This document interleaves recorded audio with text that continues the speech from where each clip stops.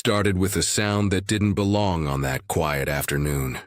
The low growl of motorcycle engines rolling through a sleepy street, like thunder rumbling over still water. Heads turned, curtains shifted. A few shop owners froze mid-motion. 4 bikers rode in. Black jackets, steel boots, and that kind of rough presence that makes the air stand still. They weren't smiling. They didn't need to. People pulled their kids closer.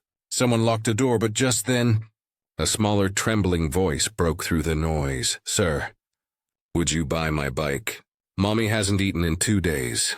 The engines quieted, and there she was, a little girl, maybe 6 or 7, her blonde hair tangled by the wind, standing beside a faded pink bicycle with a bent basket. In her tiny hands, she held a cardboard sign, "For sale."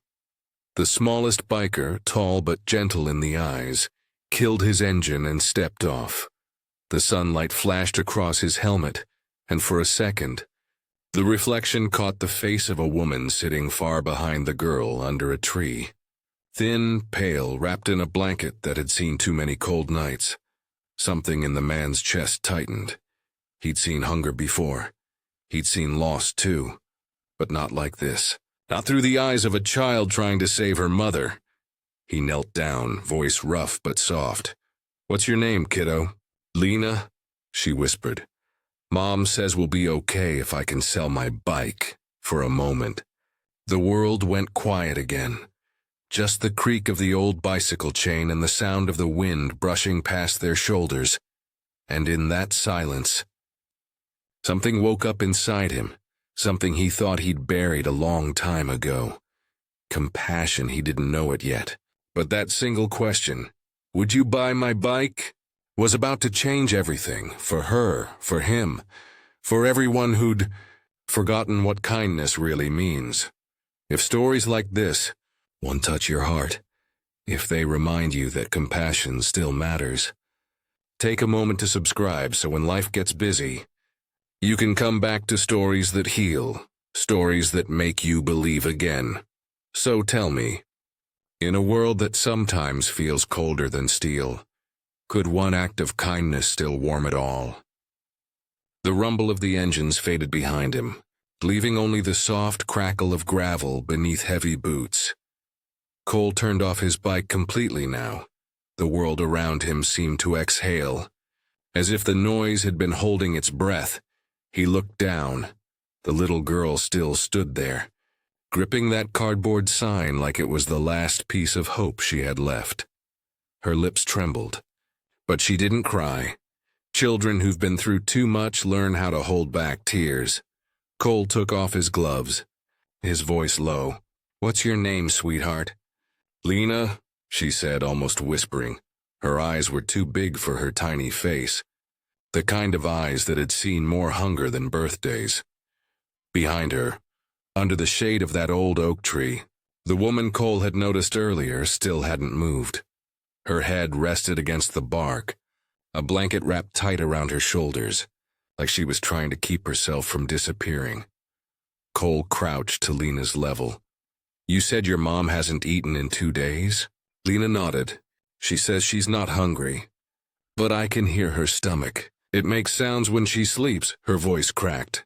"So I thought maybe, if I sell my bike?" The words faded, swallowed by the hum of the summer air. Cole looked at the bike, a small, pink frame, rust on the chain, a bent pedal but it had ribbons tied to the handles, one of them fluttering in the wind, catching sunlight like a promise still fighting to stay alive. He remembered something then. A night long ago, in the diner outside Tulsa, a young woman had handed him a bowl of stew when he couldn't afford a meal. She said, "No man should ride hungry." That bowl had tasted like mercy. And now, standing in front of this little girl, he realized the woman from that memory had the same kind eyes as the one sitting under the tree. He swallowed hard. "Your mom's name, is it Elena?" Lena blinked, surprised.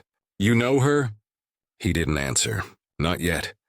Instead, he opened the saddlebag on his bike and pulled out a small bottle of water. "Here," he said gently, "for your mom. Don't run, just walk slowly to her, okay?" Lena nodded, clutching the bottle like treasure, then hurried toward her mother. Cole stayed where he was. He watched as the woman stirred, weakly lifting her head to smile at her daughter. Even from a distance, he could see it, that quiet love that somehow survives, even when everything else is gone. Behind him, the other bikers, Tank, Raven, and Diesel, had turned off their engines too. They stood silently, a few steps away, watching the same scene unfold. Tough men, scarred men, and yet for a moment none of them could hide the ache in their faces. Tank muttered, "She's just a kid, man." Raven kicked the gravel.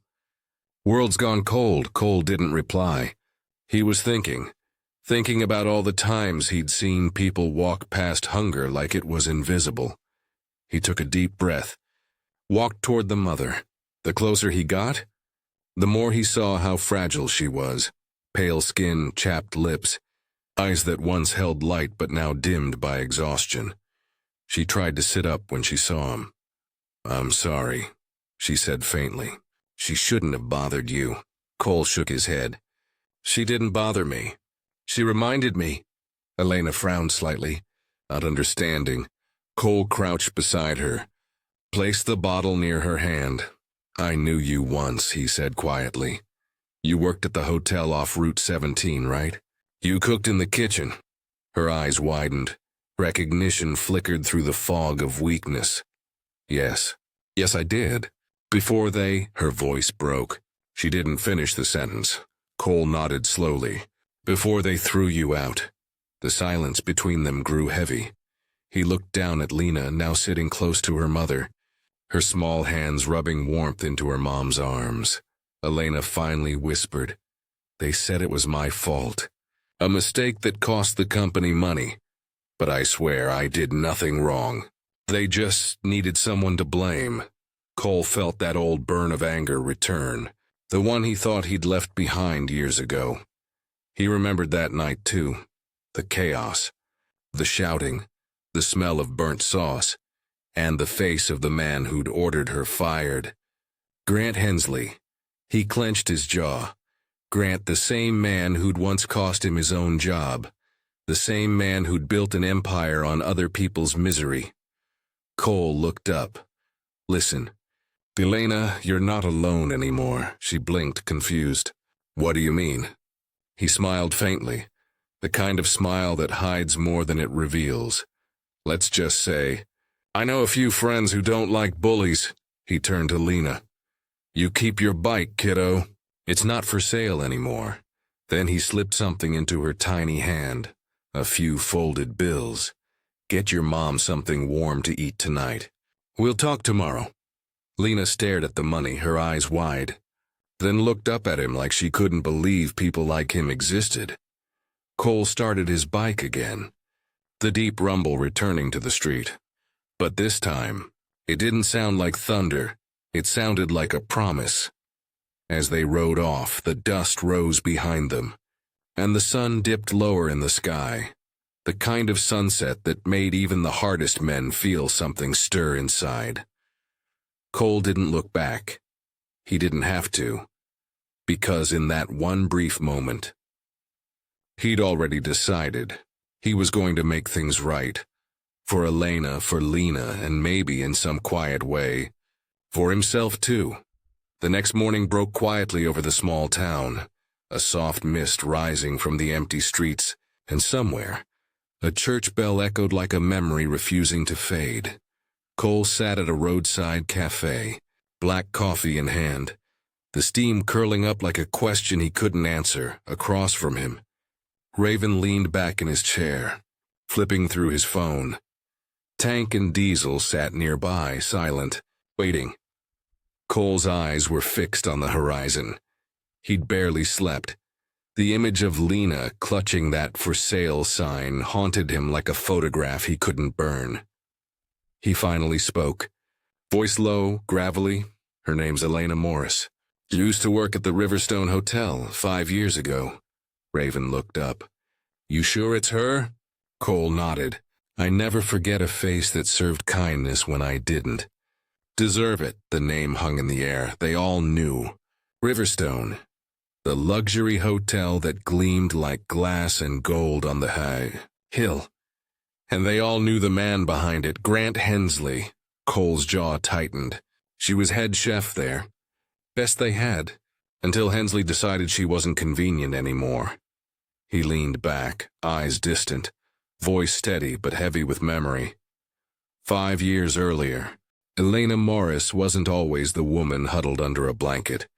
She had been radiant then, sleeves rolled, hair tied, moving like a conductor leading an orchestra of pans and knives. Every plate that left her kitchen told a story of heart and patience. She cooked not for fame, but for love, for the joy of seeing strangers taste something made with soul. The Riverstone Hotel's kitchen had been her world, and her staff, her second family, until Grant Hensley walked in one morning with a smile too polished to be real.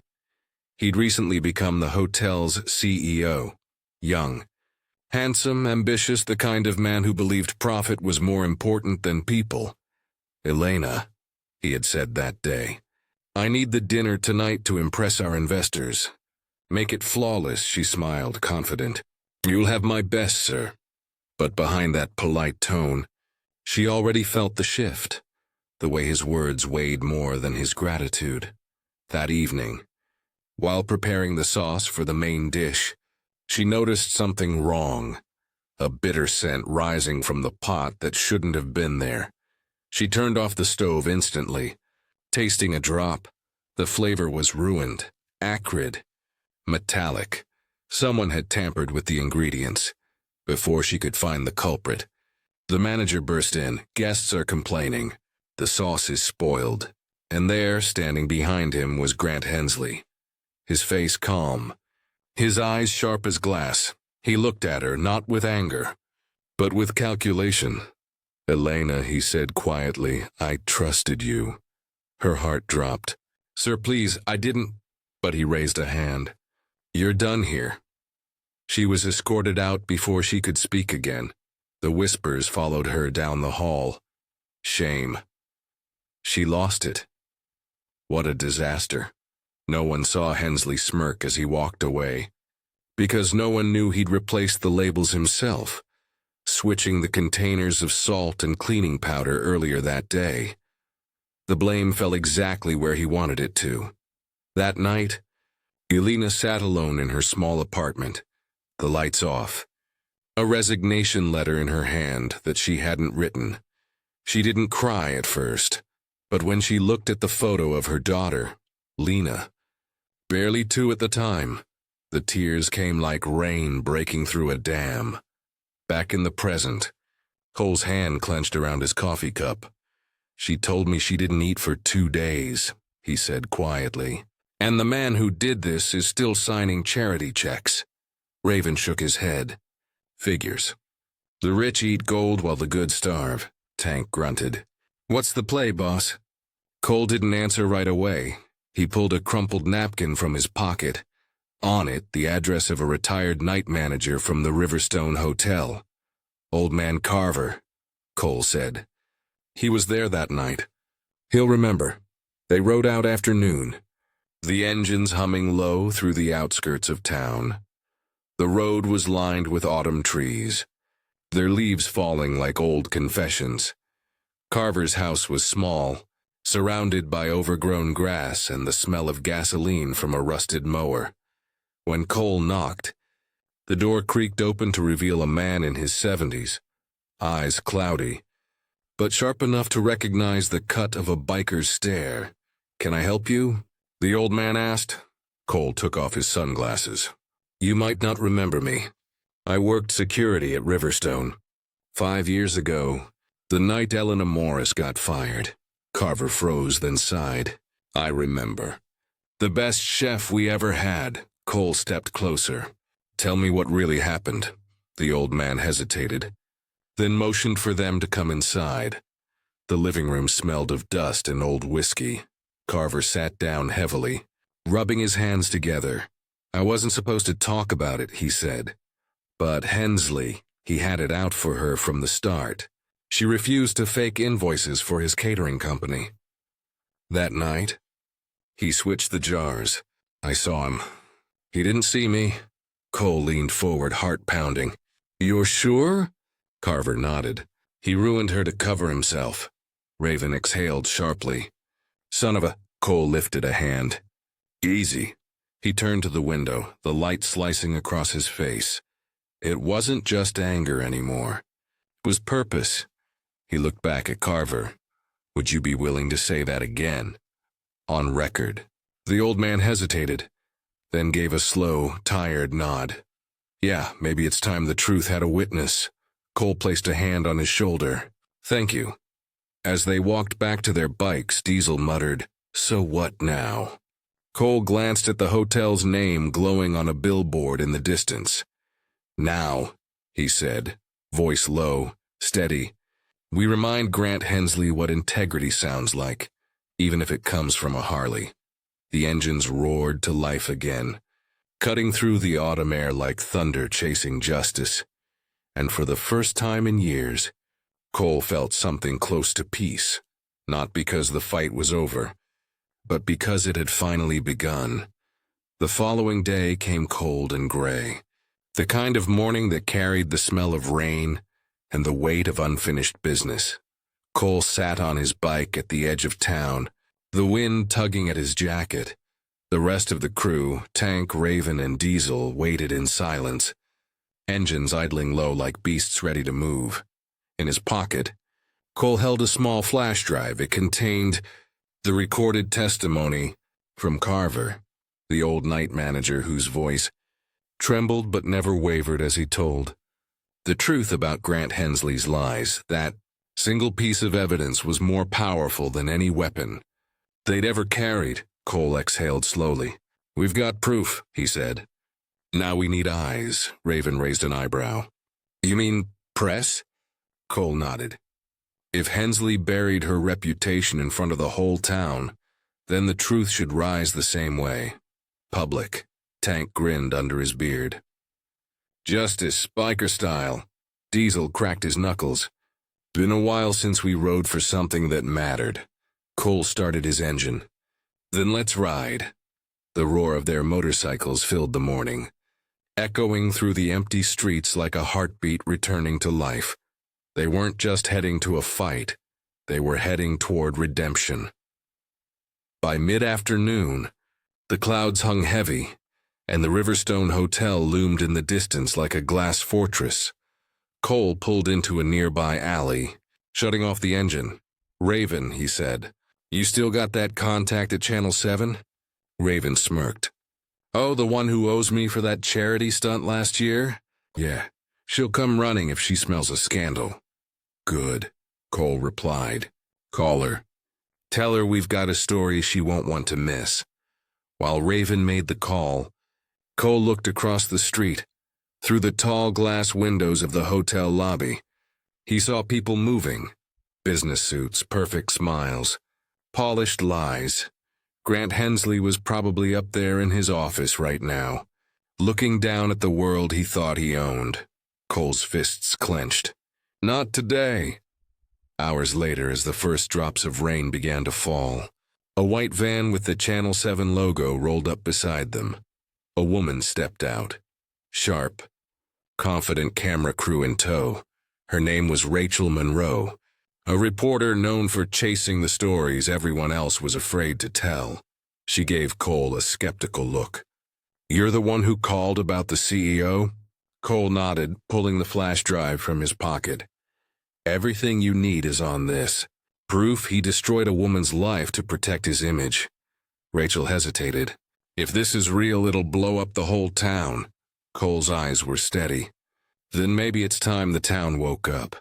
She studied him for a moment, then took the drive. Give me 1 hour. While Rachel's team set up, Cole and his brothers waited in the rain. The drops hit the chrome of their bikes like ticking clocks, each second pulling them closer to the moment of truth. Finally, Cole spoke. We're not doing this for revenge, Tank nodded. We're doing it because no one else would. When the call came from Rachel's crew, they moved. 4 bikers, black jackets soaked by rain, walking side by side toward the shining doors of the Riverstone Hotel. Inside, the receptionist's smile vanished as they entered. Guests turned. Whispers spread. Cole's boots echoed across the marble floor. Behind the front desk, 2 security guards moved instinctively. But one look from Tank was enough to make them step aside. Cole stopped at the elevator, pressed the top floor. Raven grinned. Showtime. Grant Hensley's office was all glass and arrogance. The city sprawled beneath him like a kingdom he believed he owned. When the door swung open, he looked up, startled, then forced a tight smile. "Well," he said, "this is unexpected." Cole stepped forward, dripping rainwater on the pristine carpet. "Yeah, I bet honesty usually is," Hensley's smirk faltered. "You're trespassing." "Maybe," Cole said, "but I'm not the one who crossed the line first." He reached into his jacket and placed the flash drive on the desk. "That's Carver's testimony. And in a few minutes every TV in this town will be playing it." Grant's face went pale. "You wouldn't." Cole leaned in, voice low, calm, deadly sincere. "I don't have to. Rachel Monroe is downstairs with her crew. By now the whole story's already uploading to their servers." Grant pushed back from his chair, anger rising. "You're making a mistake. I'll sue you, Cole slammed his hand on the desk, not in rage, but finality. "You ruined a mother's life. A child almost starved because of your greed. Now the world gets to see who you really are." The CEO's voice cracked. "You think people care about truth? They'll forget this in a week." Cole shook his head. "Maybe, but not her daughter, and not us." Behind him, Raven and Tank stepped closer, silent sentinels. Their presence wasn't violent. It was moral gravity. Hensley sank back into his chair, staring at the floor. Outside, thunder rolled, and through the glass wall, the reflection of the bikers seemed larger than life, like shadows of justice that had finally come to collect. Cole turned to leave, pausing at the door. "Grant," he said softly, "you don't get to buy forgiveness, but you still have a chance to do what's right." He left the office without looking back. Downstairs, Rachel caught his eye. "It's live," she said. Cole nodded. "Good. Let the truth ride." As the broadcast rolled, the video of Carver played on screens across town. People stopped in diners, barbershops, even in their cars, listening as the old man's trembling voice exposed everything. By nightfall, Riverstone's phone lines were jammed. Shareholders demanded answers. Employees whispered, and somewhere in a small rented room on the edge of town, Elena and Lena watched the story unfold on an old TV, the glow reflecting off tears of disbelief and relief. Elena covered her mouth. "Oh my God," Lena smiled through her tears. "Mommy, they know. They finally know." Later that night, the bikers met again by the highway. The rain had stopped.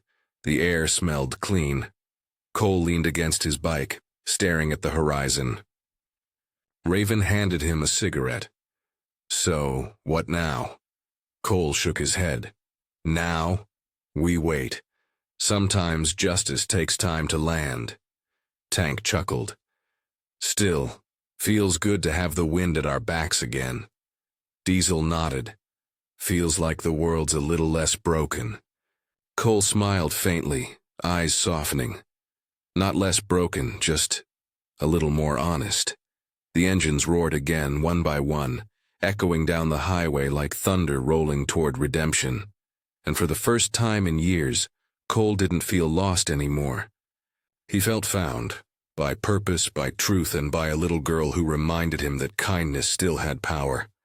Rain still slicked the streets the next morning, turning the city's glass towers into trembling mirrors. Cole's reflection stared back. At him from a puddle, leather jacket soaked, eyes steady, jaw set. He wasn't the kind of man who sought attention, but today, attention was exactly what justice needed. The Riverstone Hotel rose ahead, its marble steps washed clean by the storm, as if the world itself had been waiting for this reckoning. Reporters swarmed the entrance now. News vans lined the street. Cameras blinked like restless eyes. Rachel Monroe stood among them, holding a microphone, raincoat collar up, her voice sharp and sure. "Breaking update," she said into the camera. "Sources confirm that a former employee, Elena Morris, was wrongfully terminated years ago after being framed for misconduct. Evidence links the act directly to Riverstone's CEO, Grant Hensley." Cole watched from across the street. The story had caught fire. He could feel it. Truth spreading like a sunrise through fog. Tank nudged him. "She lit the match, brother." Cole nodded. "Now we see what burns." They crossed the street, boots striking wet pavement in rhythm. Inside, chaos had already begun. Executives rushing, phones ringing, the sweet panic of a kingdom cracking. Cole's crew moved with calm precision through the lobby, heads turning as they passed. At the reception desk, a trembling clerk tried to block their way. "Mr. Hensley isn't taking visitors." Raven slid a folded newspaper across the counter, today's headline screaming, "CEO exposed." The clerk swallowed and stepped aside. The elevator doors closed with a hiss, trapping 4 men and a storm's worth of silence. Cole stared at the glowing numbers climbing toward the top floor. Every ding felt like a heartbeat counting down. When the doors opened, the air was different, sterile, perfumed, expensive. Grant Hensley's office loomed at the end of the corridor, walls of glass framing the skyline like a trophy. Cole walked first. He didn't knock. He simply opened the door. Hensley was there, tie loosened, face pale, phone pressed to his ear. He froze mid-sentence when he saw them. "What do you think you're doing?" he barked. "You can't just—" Cole raised a hand. "We're not here to fight. We're here to finish." Hensley's eyes darted toward security, but no one came. Downstairs, half the staff were already watching the live broadcast. The rest were too afraid to move. Cole stepped closer. "You remember Elena Morris?" Hensley scoffed. "Another sob story. Everyone's got one. She didn't deserve what you did." "I did what was necessary," Hensley snapped. "Business is about survival." Cole's voice dropped lower. "No, business is about choice. You chose greed over grace, and now you get to live with it." Hensley turned away, staring out at the skyline. "You think this circus will last? Public outrage dies faster than a headline." "Maybe," Cole said quietly. "But not for her little girl, and not for the men standing in this room." For the first time, Hensley hesitated. Cole took something. From his pocket, a small folded note wrapped in plastic to keep it dry. He laid it on the desk. It was Lena's note. Her childish handwriting read, "When you helped us, Mommy started smiling again." Cole's voice softened. "That's what you took from her, Grant. A smile. You can't buy that back." Hensley stared at the note, the paper trembling in his hand. Something cracked behind his eyes. Fear, guilt, memory. It was hard to tell. He sank into his chair. "What do you want from me?" he muttered. Cole looked at him for a long moment. Not money, not apology. He pointed toward the window, toward the world outside. "Make it right. Quietly, no cameras, no credit, just do right." Hensley's shoulders slumped. "And if I refuse?" Cole turned for the door. "Then you'll keep being the man everyone now knows you are." He paused, hand on the handle.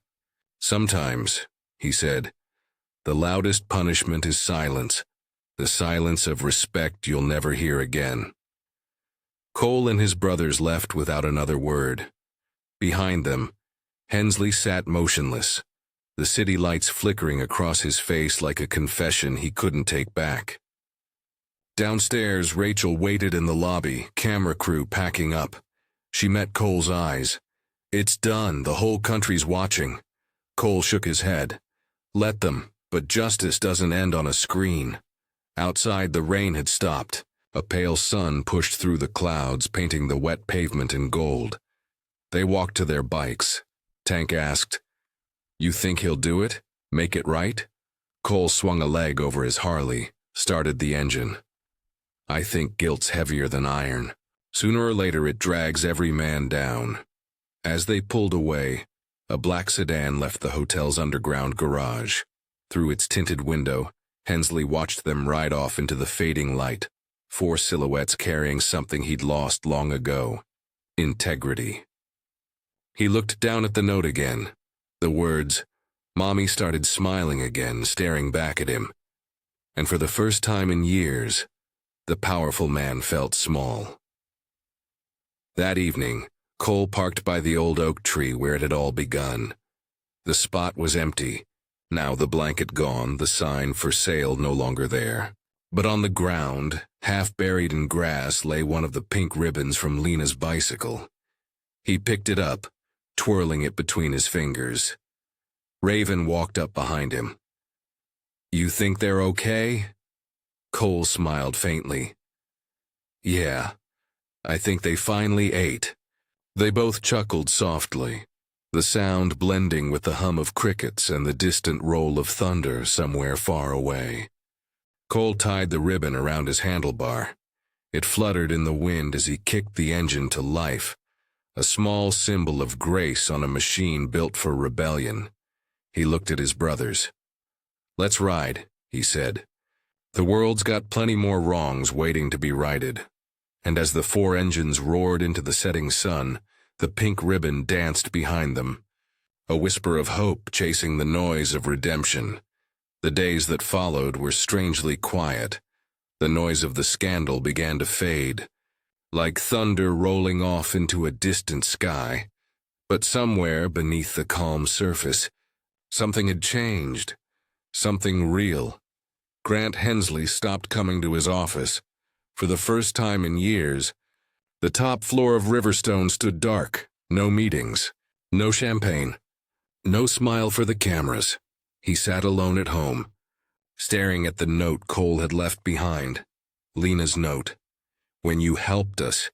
Mommy started smiling again. The words pressed into him like a weight he couldn't shake. At first, he tried to ignore it, tried to drown the guilt in luxury and noise. But guilt has a way of whispering through marble walls. It doesn't shout. It hums quietly, constantly, until even silence feels loud. That night, Grant went for a drive. The city lights blurred against the rain on his windshield. He passed the same streets he'd once overlooked, saw the same homeless faces he used to ignore. Only this time, he didn't look away. He pulled over near an old church kitchen, a shelter for single mothers, their laughter and fatigue spilling out through cracked windows. He got out, stood in the rain for a long time, then turned and walked inside. A volunteer approached him. "Sir, can I help you?" Grant hesitated, then handed her an envelope. "No name," he said quietly, "just use it where it matters." She opened it after he left. Inside was a check large enough to feed every mother and child there for a year. That was the beginning. Over the next few weeks, anonymous donations began to arrive all across town. Year's rent paid for a family behind on. Bill's groceries delivered to single parents. Without return addresses, medical debts cleared quietly through hospital clerks who found checks with no signatures. No one knew where it all came from. But Cole did. He'd seen that look before in men who'd lost everything except the chance to make something. Right, one evening, Cole was working on his bike when Raven pulled up beside him, holding a newspaper. He tossed it over. Front page headline, Mysterious donor restores hope for dozens of families. Cole read it slowly, then set the paper down, a faint smile tugging at the corner of his mouth. Raven leaned against the bike. You think it's him? Cole nodded. Yeah, he's learning what real wealth feels like. Tank chuckled. You think he's done? Cole shook his head. No, some debts can't be paid with money, but maybe. This is his way of living with himself. They fell silent for a moment. The sun dipped low, staining the sky gold. In that quiet light, even steel and grease seemed softer somehow. Across town, at a small rental house, Elena stood in front of a cracked mirror, straightening her apron. Her cheeks had color again. Her hands, though still thin, moved with confidence. Behind her, Lena giggled. Placing napkins neatly on the table, Elena smiled. We open tomorrow, honey, our first day. Lena's kitchen. Has a nice ring, doesn't it? Lena nodded eagerly. Can the bikers come? Elena laughed. Of course, they were our first angels, remember? The next evening, when the sign outside flickered to life, Lena's kitchen home-cooked hope. 4 motorcycles rumbled to a stop at the curb. The door swung open, and there they were. Cole, Raven, Tank, and Diesel. The room filled with warmth, not just from the ovens, but from the laughter that came with shared memory. Lena ran up first. Uncle Cole? She cried, arms outstretched. He knelt down, catching her mid-jump, lifting her like she was made of air. Well, would you look at that, he said, smiling. You own a restaurant now, she grinned. Mom says I'm the assistant manager. Elena approached, wiping her hands on her apron. She looked stronger now, a quiet glow in her eyes that came from peace, not survival. Cole, she said softly, I don't have words to thank you. He shook his head. You don't owe me a thing. Still, she said, voice trembling, you gave us more than help. You gave us our life back. Cole's gaze dropped for a moment. He noticed a small framed photo on the counter. Lena and Elena smiling beside a freshly painted sign. Beside it, folded neatly, was the old cardboard board that once read, "For sale." It had been turned into a decoration, a reminder of what kindness can build from pain. He smiled. Keep that close, he said. It's your proof that the world can change, if someone's willing to start it. That night, after dinner, the bikers stayed long after closing. The plates were empty. The coffee gone, but no one wanted to leave. The place smelled of bread, laughter, and forgiveness. Before leaving, Cole slipped an envelope onto the counter, addressed only with a single line, "For your next dream." He didn't sign it. He didn't have to. Meanwhile, in a penthouse across town, Grant Hensley sat by his window, the city lights flickering below like restless fireflies. He watched people move, ordinary lives he had once ignored. On his desk sat a stack of letters, requests for donations, volunteer work, thank you notes from the shelter. He picked one up and read it again. Dear sir, whoever you are, your kindness has reminded us that good still exists. May you find peace the way you've given it. Grant smiled faintly, not the kind of smile that hides guilt, but the quiet one that comes when you finally forgive yourself. He reached for the phone, dialed a number he hadn't called in years. Mr. Cole? A pause. Then Cole's voice came through, steady as ever. I was wondering when you'd reach out, Cole said. Grant's tone was soft. Thank you for not giving up on me, Cole replied simply. Don't thank me. Just keep going, then hung up. Grant sat there, phone still in hand, the silence heavy but peaceful. Outside, the first lights of morning touched the glass, turning the skyline gold. For the first time, he didn't feel powerful. He felt human at sunrise. Cole rode through town again, past the bakery, the park, the church shelter. Everywhere he looked, there was life. Small, imperfect, beautiful. He stopped by Lena's kitchen just as the doors opened. Elena waved. Lena ran out to tie a pink ribbon around his bike. "Now you can't forget us," she said. Smiling wide, Cole chuckled, the sound rough and warm. That ribbon's worth more than any medal." He started the engine. The ribbon fluttered behind him in the morning light, like a banner of redemption no one asked for, but everyone needed. A full year had passed since the sound of Harley engines echoed through that quiet street. Seasons had come and gone, and what once felt like a story of pain had turned into a memory of grace. The morning sun crept gently over the town, golden light spilling across rooftops, catching on wind chimes and settling softly over a new sign on the corner of Maple and 3rd. It read, "Lena's Kitchen, Home-Cooked Hope." Inside, the place buzzed with warmth. The smell of fresh bread drifted through the air, mixing with the sound of laughter and clinking cups. Elena moved behind the counter, apron tied neatly, hair pulled back, her movements calm and confident, like music played by hands that had finally found peace. Lena, now taller, carried a tray of pastries to a smiling couple near the window. Her little pink ribbon was tied proudly around her ponytail, fluttering every time she turned her head. Cole sat at the corner table, leather jacket hung on the chair, hands wrapped around a mug of steaming coffee. He watched them, mother and daughter, and every time Elena smiled, he felt the world tilt back into balance. Tank leaned across from him, chewing on a piece of toast. "Crazy, huh?" he said. "1 year ago she was selling that bike." Cole chuckled softly. "1 year ago I thought the world had run out of good stories." Raven, sipping his black coffee, added, "Guess sometimes. You just need to listen harder." They all laughed quietly. It was a good sound, not loud, not forced, but the sound of men who'd seen darkness and still chosen light.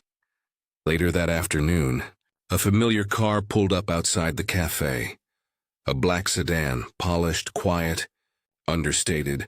From it stepped Grant Hensley. But this was not the same man from a year ago. The arrogance was gone. His suit was simple, his hair grayer, his eyes softer. He hesitated at the door, watching through the window as Elena refilled a customer's cup, then smiled at her daughter. He took a breath and walked inside. The bell above the door chimed, and for a moment the room fell still.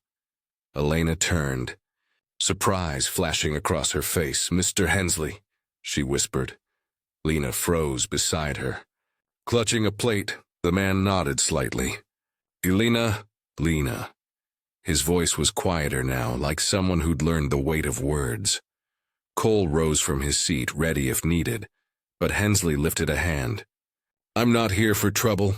He glanced around the cafe, the laughter, the light, the pink ribbons tied on the handles of coffee mugs. "I just came to see what kindness looks like when it wins."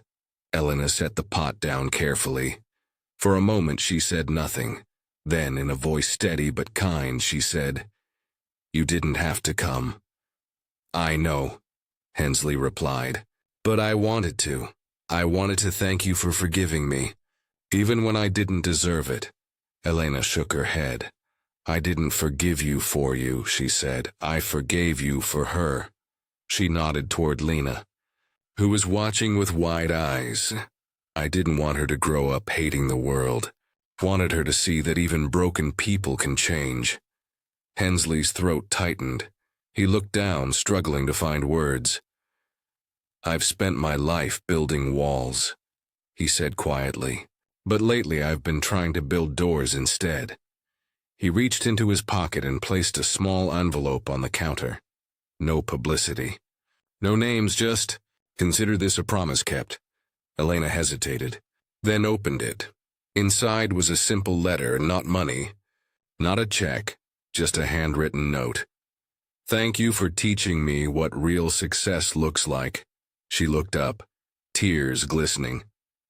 For the first time, she saw him not as the man who'd ruined her life, but as one who was still learning how to rebuild his own.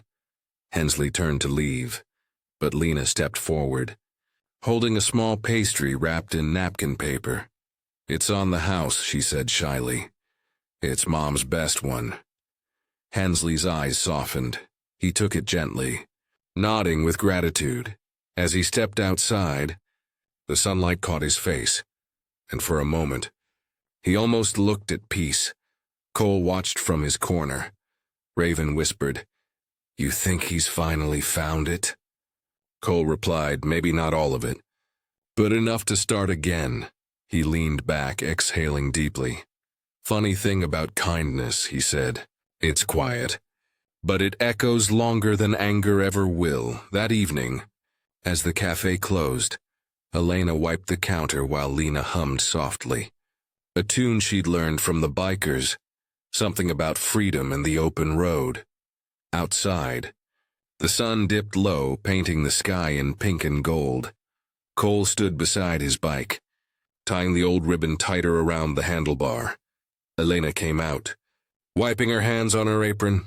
"You'll ride again soon?" she asked. He nodded. "Always do. There's always another road, another story," she smiled. "Just don't forget this one." He looked at her. Then at Lena waving from the door. Not a chance. He started the engine, the deep growl filling the air. But this time, it didn't sound like thunder. It sounded like a heartbeat. The others followed, their headlights slicing through the twilight. As they rode past the cafe, Lena ran to the window, pressing her hands to the glass as the pink ribbon on his bike fluttered in the wind. Elena joined her, arm around her shoulders. "Look," she whispered. "That's what hope looks like when it keeps going." The bikes disappeared down the long road, their taillights glowing like embers fading into the night. Far beyond the town, the road opened wide, stretching toward the horizon where day met dusk. Cole rode ahead, wind in his hair, the ribbon dancing, catching light like a small, stubborn miracle. He thought of all the people they'd met, the girl, the mother, even the man who'd once stood for everything wrong. He realized something simple, something sacred, that justice wasn't about punishment, it was about balance and redemption. It was just kindness returning home. As the sky turned a deeper shade of blue, he lifted his gaze to the horizon and whispered, "Ride safe, wherever you are." Then he smiled, not the grin of a rebel, but the quiet smile of a man who'd finally found peace. Behind him, the wind carried the faint laughter of friends, the hum of engines fading into the distance, and the soft echo of a little girl's voice. "When you helped us," Mommy started smiling again, and somewhere in the vast stillness of that open road, Cole realized that maybe the world wasn't broken after all. It just needed more people brave enough to care. When the engines went silent, when the dust finally settled, what remained wasn't noise. It was peace, the kind that doesn't shout, doesn't demand, but hums quietly in the heart when you know something good was done. This story was never about bikers or businessmen. It was about people, ordinary souls carrying extraordinary kindness. A mother who refused to give up, a child who traded her toy for hope, and a man who rediscovered his humanity when he thought it was long gone. In the end, no one needed applause. There were no headlines. No medals, no speeches, just quiet acts, food on a table, a ribbon on a handlebar, a letter written by trembling hands, and forgiveness that asked for nothing in return. Because true redemption never asks to be seen. It breathes in silence, and it lives on in the small ways we choose to care for one another. Maybe kindness isn't a miracle. Maybe it's simply a choice, made one heart at a time. In a world that forgets too easily how to feel, Cole once said, justice doesn't always need a courtroom. Sometimes it just needs courage. And a full heart. And maybe that's all the world needs now. A few more people brave enough to act when it matters most. So before you scroll away, take a moment, ask yourself, if someone crossed your path today, hungry, hurting, or lost, would you stop? Would you listen? Would you care enough to make the world tilt a little closer to right again? If this story touched you, if it reminded you that compassion still matters in a world that often forgets, take a second to like, share, and subscribe, not for us, but so more hearts like yours can find their way back to kindness. Because sometimes, one story, one act, one choice can make the whole world believe in goodness again. This is Kindness Corner, where stories aren't just told, they're remembered.